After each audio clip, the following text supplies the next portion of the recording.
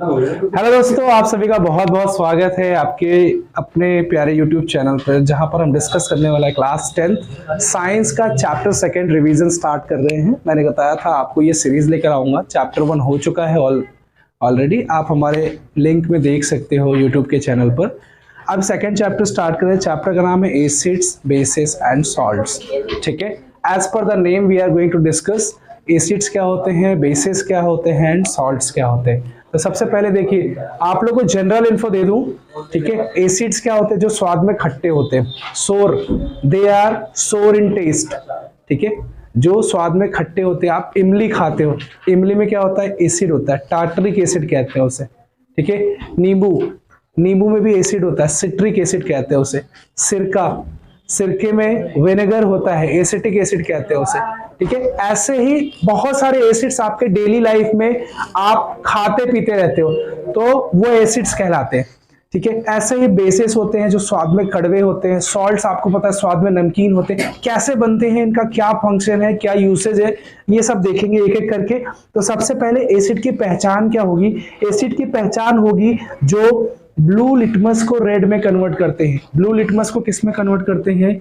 Blue to red, blue to red. Litmus test पे क्या करते हैं? ये ब्लू टू रेड लिटमस कर देते हैं। The solution which turns blue litmus to red, जो लिटमस टेस्ट में ब्लू को रेड में कन्वर्ट कर देते हैं वो क्या कहलाते हैं? एसिड कहलाते हैं। और जो रेड को ब्लू में कन्वर्ट कर देते हैं वो बेसिस कहलाते हैं। ठीक है, एसिड्स के कुछ एग्जांपल लिखता हूं, 4-5 एसिड लिखवाता हूं। इससे बाहर अगर आ जाए तो आप मुझे बता देना कमेंट करके। इससे बाहर कुछ नहीं आता। एसिड्स जो आपको याद कर लेने हैं, जो आपको याद कर लेना। पहला एसिड, सबसे कॉमन एसिड कौन सा होता है बेटा? HCl बोलते हैं इसको। क्या? HCl। इसका नाम क्या होता है? Hydrochloric acid, hydrochloric acid. ये बहुत ही कॉमन है, ये हर जगह पहुंच जाता है। ठीक है, बिना बुलाए बाराती की तरह कहीं भी आ जाता है। सेकेंड है H2SO4, this is called king of acid. इसे हम कहते हैं सल्फ्यूरिक एसिड। क्या नाम है इसका? Sulphuric acid. तीसरा होता है HNO3। क्या होता है ये? नाइट्रिक एसिड कहते हैं इसे। क्या कहते हैं इसे? Nitric acid. बोलोगे सर इसके अलावा भी एसिड होता है? जी, इसके अलावा बहुत सारे एसिड होते हैं। अभी फिलहाल हम इन्हीं एसिड पर डिस्कस करेंगे। पूरा चैप्टर इसी पर बेस्ड है, इसके बाहर कुछ नहीं आएगा। ओके, तो we are going to start with them. अगला टॉपिक हमारा रहेगा जो हम कवर करने वाले हैं, स्ट्रॉन्ग एसिड्स और वीक एसिड्स। तो समझिएगा स्ट्रॉन्ग एसिड्स क्या होते हैं। स्ट्रॉन्ग एसिड्स वो होते हैं जो सॉल्यूशन में कंप्लीटली डिसॉल्व होकर आयनाइजेशन कर देते हैं। स्ट्रॉन्ग एसिड क्या होते हैं? जो सॉल्यूशन में कंप्लीटली डिसॉल्व हो जाते हैं और आयंस बनाते हैं, आइदर पॉजिटिव आयन और negative ion. We call positive ion cations and negative ion anions. Okay, they are going to form positive and negative ion in the solution, so they are called strong acids. तो बोलोगे sir weak acid क्या होता है? Weak acid ये होता है जो dissolve तो हो जाते हैं लेकिन आयंस नहीं बनाते। जो डिसॉल्व हो जाते हैं लेकिन आयंस नहीं बनाते, उन्हें हम क्या कहते हैं? वीक एसिड कहते हैं। ऐसे स्ट्रॉन्ग बेसिस का भी होता है और वीक बेसिस का भी होता है। तो स्ट्रॉन्ग बेसिस हमारे पास कौन कौन से हो सकते हैं? स्ट्रॉन्ग बेसिस की अगर हम बात कर लेते हैं तो स्ट्रॉन्ग बेसिस हो जाएंगे जैसे सोडियम हाइड्रोक्साइड हो गया। सोडियम हाइड्रोक्साइड ये स्ट्रॉन्ग बेस है। जैसे कैल्शियम हाइड्रोक्साइड हो गया, ये भी एक स्ट्रॉन्ग बेस है। पोटेशियम हाइड्रोक्साइड हो गया, ये भी स्ट्रॉन्ग बेस है। ऐसे बेसिस जो कि मेटल के द्वारा फॉर्म होते हैं, जो मेटल्स बनाती हैं, उन्हें हम क्या कहते हैं? स्ट्रॉन्ग बेसिस कहते हैं। ठीक है, अब हम कुछ केमिकल प्रॉपर्टीज के बारे में जानेंगे। किसकी? एसिड्स की। एसिड्स की केमिकल प्रॉपर्टीज क्या होती हैं और हम उन्हें एक एक करके देखेंगे। तो सबसे पहले एसिड की केमिकल प्रॉपर्टी क्या हो जाएगी? सबसे पहले एसिड की chemical property hydrogen gas formation, which is very very important question. पहला है reaction of acid with metal. Reaction of acid with metal. भाई मेटल से रिएक्शन करा दो एसिड की। तो 3 एसिड बताए, तीनों की एक एक करके रिएक्शन देखते हैं। मैंने पहला एसिड बताया HCl, दूसरा बताया H2SO4, तीसरा बताया HNO3। ओके, अब क्या करते हैं? सबकी एसिड की, सबकी मेटल के साथ रिएक्शन कराते हैं। Reaction of acid with metal, ये रहा एसिड और ये क्या है आपकी? मेटल। मेटल में लेता हूं सोडियम, तीनों के साथ कौन सी मेटल ले रहा हूं मैं? Sodium metal. तो देखिएगा जरा क्या होता है। तो समझिएगा एसिड की मेटल के साथ रिएक्शन करा हुआ तो Na क्या कर लेगा? Na क्या कर लेगा, Cl के साथ रिएक्ट हो जाएगा तो क्या बना लेगा, 2NaCl। ओके, अब क्या बचा यहां पर, बचा क्या, H2, क्या बचा H2, तो H2 क्या है, गैस है, H2 क्या है, गैस है। H2 गैस फॉर्मेशन की ये बेस्ट मेथड कहलाती है कि एसिड की किसी मेटल के साथ रिएक्शन करा दो, क्या बन जाएगी, हाइड्रोजन गैस बन जाएगी। दूसरे में देखिएगा जरा सा, सोडियम के साथ फिर रिएक्शन करा रहा है किसकी, सल्फ्यूरिक एसिड की। जब सोडियम की सल्फ्यूरिक एसिड के साथ रिएक्शन कराएगा तो क्या बन जाएगा, Na2SO4। अब बचेगा क्या हमारे पास फिर H2, फिर H2 गैस बच जाएगी। उसके बाद सोडियम की रिएक्शन कराने किसके साथ, HNO3 के साथ, तो क्या बना लेगा, NaNO3 सोडियम नाइट्रेट, और क्या बच जाएगा हमारे पास, H2 गैस। क्या बच जाएगा, H2 गैस। तो ये हाइड्रोजन गैस फॉर्मेशन की मेथड भी कहलाती है, reaction of acid with metal कहलाती है, केमिकल प्रॉपर्टीज ऑफ एसिड कहलाती है। मल्टीपल एग्जांपल में आप इसका यूज कर सकते हो। आप यहीं पर नहीं, क्लास 11th और 12th में भी इसका यूज बहुत धड़ल्ले से करना, कोई दिक्कत की बात नहीं, पूरे मार्क्स मिलेंगे। ठीक है, आगे चलेंगे, नेक्स्ट प्रॉपर्टी की डिस्कस करेंगे हम लोग। तो नेक्स्ट प्रॉपर्टी हमारे पास कौन सी है, नेक्स्ट प्रॉपर्टी है reaction with metal carbonate and metal hydrogen carbonate. Reaction of acid with metal carbonate and metal hydrogen carbonate. भाई कोई एक एसिड लेना है और उसके साथ किसकी रिएक्शन करानी है, मेटल कार्बोनेट की। देखिए एसिड ले लिया हमने, एसिड ले लिया HCl। अब मेटल कार्बोनेट कौन सी लेंगे, मेटल कार्बोनेट लेता हूं Na2CO3। क्या ले लूं मैं, Na2CO3। ये क्या है, सोडियम कार्बोनेट है। क्या है ये, सोडियम कार्बोनेट है, समझिएगा जरा सा। और ये क्या है, आपका एसिड है, हाइड्रोक्लोरिक एसिड, पहले लिखवा चुका हूं। देखिएगा अब यहां पे बनने वाला क्या है हमारे पास, अगर 2 मॉलिक्यूल इसको ले लेता हूं मैं, 2 मॉलिक्यूल इसको ले लेता हूं, तो NaCl के साथ रिएक्ट कर लेगा, पहले तो सॉल्ट बना देगा। क्या बना देगा, NaCl सॉल्ट बना देगा। क्या बना देगा बेटा, NaCl सॉल्ट बना देगा। और साथ ही हमें क्या मिल जाएगा, साथ में मिल जाएगा कार्बन डाइऑक्साइड गैस मिल जाएगी। क्या मिल जाएगी, कार्बन डाइऑक्साइड गैस मिल जाएगी।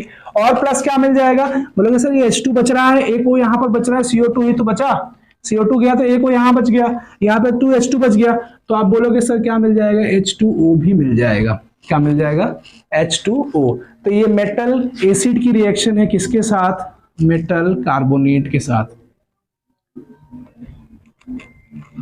तो क्या बनेगा, salt plus CO2 plus water, salt plus CO2 plus water, ये तीनों चीजें हमें मिलेंगी। अगली रिएक्शन अगर हम देखेंगे तो एसिड की रिएक्शन किसके साथ करा रहे हो, metal hydrogen carbonate, metal hydrogen carbonate के साथ। तो एसिड की रिएक्शन है मेटल हाइड्रोजन कार्बोनेट के साथ करा दो, चलो ठीक है, सिंपल है, वेरी गुड। HCl है एसिड, अब मेटल हाइड्रोजन कार्बोनेट क्या है, NaHCO3, NaHCO3। कुछ करना नहीं है, यहाँ पे कोई चेंजेस नहीं है, वेरी सिंपल, कुछ मत करो, सेम उठा के रख दो, सेम उठा के रख दो। यहाँ पे 2 नहीं बनेगा, सिर्फ क्या बनेगा, NaCl, क्योंकि एक Na यहाँ, एक Cl यहाँ, NaCl बन गया, बचा एक Ha और यहाँ से एक O, तो क्या बना लेगा बेटा, H2O प्लस यहाँ से एक O चला गया तो क्या बच गया आपके पास, CO2। फिर सेम फंडा, salt plus CO2 plus water. मतलब अगर किसी भी मेटल हाइड्रोजन कार्बोनेट या किसी भी मेटल कार्बोनेट के साथ एसिड की रिएक्शन कराओगे तो सॉल्ट और वाटर भी मिलेगा, साथ में CO2 भी मिलेगा। तो ये हमारी सेकेंड केमिकल प्रॉपर्टी होगी एसिड की। थर्ड केमिकल प्रॉपर्टी पे चलते हैं जब, तो न्यूट्रलाइजेशन रिएक्शन है। थर्ड केमिकल प्रॉपर्टी क्या है, न्यूट्रलाइजेशन रिएक्शन है। न्यूट्रलाइजेशन रिएक्शन क्या होती है बेटा, न्यूट्रलाइजेशन मतलब क्या होता है, न्यूट्रल कर देना। न्यूट्रलाइजेशन मतलब क्या होता है, न्यूट्रल कर देना। तो भाई न्यूट्रल कौन करेगा, जब 2 ताकतवर लोग एक दूसरे के साथ मिलेंगे तब क्या करेंगे, न्यूट्रल करेंगे। तो एक ताकतवर इंसान कौन है, एसिड। एक ताकतवर इंसान कौन सा है, एसिड। और दूसरा ताकतवर इंसान कौन सा है, बेस। दूसरा ताकतवर इंसान कौन सा है बेटा, बेस। अब ये दोनों मिल जाएंगे, टकरा जाएंगे, टूट जाएंगे, क्या बना देंगे, सॉल्ट। सॉल्ट ना इधर का ना उधर का, भैया हम बहुत नमकीन आदमी हैं, ठीक है। तो हम क्या बना रहे हैं, आप सॉल्ट बना रहे हैं। और क्या मिलेगा, बहुत थक गए हैं, बहुत मेहनत की है, पसीना हो रहा है, पानी निकलेगा। क्या निकलेगा, पानी, यहां निकाल दिया वाटर। तो देखिए एक एसिड ले लिया, हमारा कॉमन जनरल सबसे प्यारा एसिड HCl। एक बेस ले लेंगे, इसी का भाई है NaOH। कुछ नहीं, ये बोल रहा है मुझे Cl दे दो सर, क्या दे दो, Cl। इसने बोला ले लो NaCl। बच क्या गया, HOH, तो क्या बन गया बेटा, H2O। क्या बन गया, H2O। तो ये हो गया एसिड आपका, और ये हो गया बेस आपका, और ये क्या हो गया बेटा, सॉल्ट हो गया, और ये क्या हो गया बेटा, वाटर। इस रिएक्शन को हम क्या कहते हैं, इस रिएक्शन को कहते हैं न्यूट्रलाइजेशन।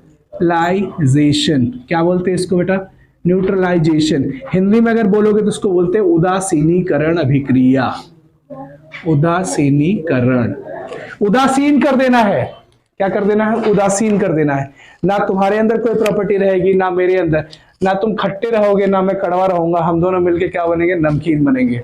एक नई प्रॉपर्टी को जनरेट करेंगे तो एसिड और बेस की रिएक्शन के साथ। अगली प्रॉपर्टी इसी के साथ चलते हैं, तो reaction with metal oxide. Reaction with metal oxide, तो किसकी रिएक्शन बेटा, एसिड की रिएक्शन कराएंगे किसके साथ, मेटल ऑक्साइड के साथ। सिंपल है, वेरी सिंपल। एसिड है, ये है मेटल ऑक्साइड। क्या है ये, मेटल ऑक्साइड।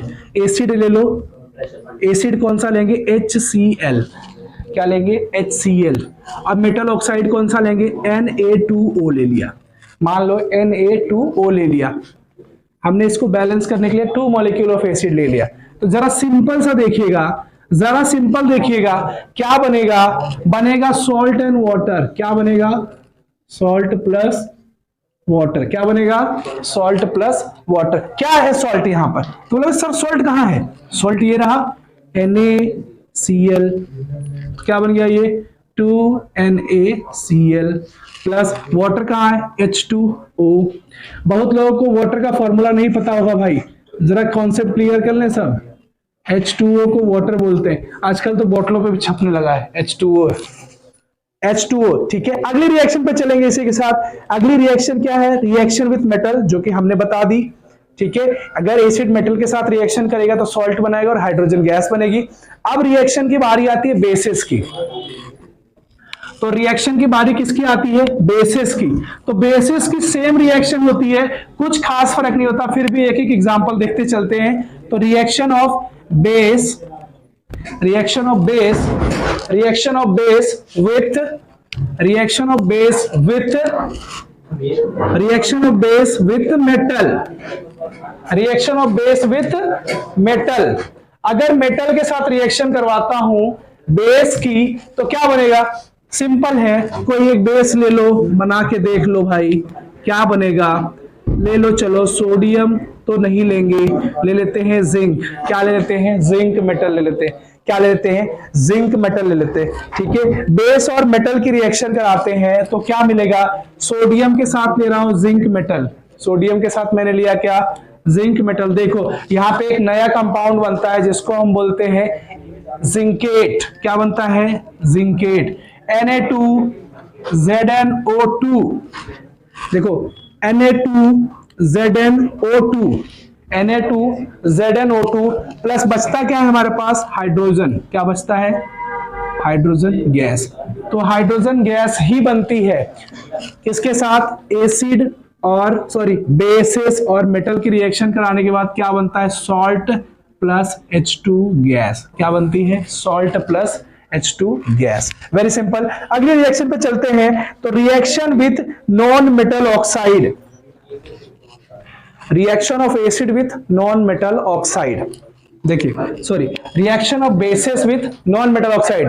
तो बेसिस की बात हो रही है यहां पर, तो reaction of bases with non metal oxide, तो एक नॉन मेटल ऑक्साइड लेते हैं CO2। क्या लिया हमने, CO2, कार्बन का ऑक्साइड है तो नॉन मेटल ऑक्साइड है, और इसके साथ बेस कौन सा ले रहे हैं, CaOH का होल ट्वाइस। क्या ले रहे हैं, CaOH का होल ट्वाइस। इसे कहते हैं कैल्शियम हाइड्रोक्साइड। क्या कहते हैं, कैल्शियम हाइड्रोक्साइड, बुझा हुआ चूना, स्लेक्ड लाइम भी कहते हैं इसे, जरा ध्यान दीजिएगा। क्या कहते हैं इसे, स्लेक्ड लाइम। क्विक लाइम का फॉर्मूला क्या होता है एवरीवन, क्विक लाइम का फॉर्मूला क्या होता है, क्विक लाइम का फॉर्मूला होता है CaO। क्या होता है? CaO। अब देखिएगा, जब एक नॉन मेटल ऑक्साइड की रिएक्शन कराते हैं, नॉन मेटल ऑक्साइड है ये, किसके साथ? स्लेक्ड लाइम के साथ। किसके साथ? स्लेक्ड लाइम के साथ। तो क्या बनेगा? तो बनेगा भैया चूने का पत्थर। क्या बनेगा? चूने का पत्थर, CaCO3।